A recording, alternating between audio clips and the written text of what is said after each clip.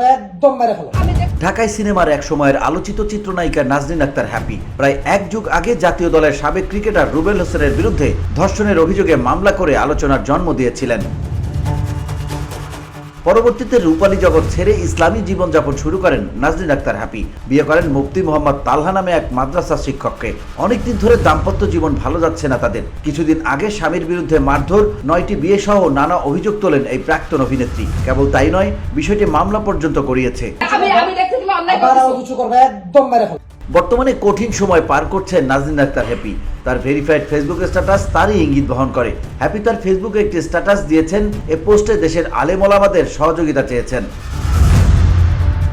Happy লেখার শুরুতে বলেন, এই দেশে কি কোনো হাক্কানি ওলামা নেই? আমাকে এই আলিম নামের জালিম থেকে আল্লাহর ওয়াস্তে বাঁচান। আগে অনুরোধ করেছি, এখনো অনুরোধ করছি। আপনারা সবাই কেন চুপ করে আছেন? আমি যে মজলুম এটা কেন মানছেন না? আমার অতীতের কারণে যা তওবাকৃত, আপনারা কিছুই করতে পারছেন না। কিন্তু নিয়ে ভেঙে ফেলবে। কিছু প্রশ্ন ছুড়ে দিয়ে নাজনীন আক্তার হ্যাপি বলেন, আমাকে মুক্ত করে দিন দয়া করে। সে আমাকে ঝুলিয়ে রাখতে রাখতে আমাকে এই অবস্থায় নিয়ে দাঁড় করিয়েছে। আপনাদের একজন আলেমের কুকর্ম ঢাকার জন্য কটাক্ষ করছেন। আমার অতীত নিয়ে আল্লাহর সামনে হিসেব দিতে পারবেন? কোনো দায়িত্ব ছিল না আপনাদের? এগুলো যা আজকে নতুন না, আমি অনেক দিন ধরে এগুলো বলে আসছি, মামলা করার আগে থেকে। আপনার সাথে থাকবো না তালহা। চলে যা, গাতি মুসলিমে যা। তালাক দিয়ে দেন। আমি তোর কথা চলি না। নাজনীন আক্তার হ্যাপি তার স্বামী মুফতি মোহাম্মদ তালহার বিরুদ্ধে 9টি বিয়ের অভিযোগ করেছেন। অন্য একটি পোস্টে 9 স্ত্রীর নাম ও ঠিকানা সহ বিয়ের কাগজপত্র প্রকাশ করেছেন এই অভিনেত্রী। গত 12 মের স্বামীর বিরুদ্ধে নির্যাতনের অভিযোগ এনে নারী ও শিশু নির্যাতন দমন আইনে মামলা করেছেন নাজনীন আক্তার হ্যাপি। 14 মে সন্ধ্যায় রাজধানীর একটি হোটেলে সংবাদ সম্মেলনে এসব তথ্য জানান হ্যাপির আইনজীবী অ্যাডভোকেট জান্নাতুল ফেরদৌস।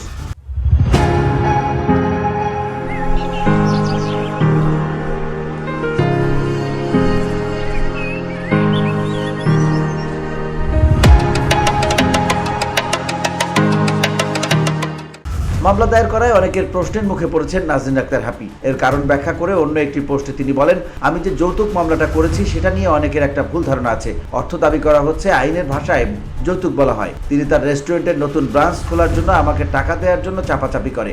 একই সঙ্গে সে বলে, দিতে না পারলে তালাক দিয়ে দেব। এখন মূল বিষয়টা এখানে, তালাক দিয়ে দেব আর ধরুন আমিও তালাক নিয়ে নিলাম, কিন্তু সে যেটা করতো আমার বাচ্চাটাকে নিয়ে পালিয়ে যেত। সুতরাং সেই ভয়ে আমি আমার বাচ্চার নিরাপত্তার জন্য সেসব হুমকি সহ্য করেছি।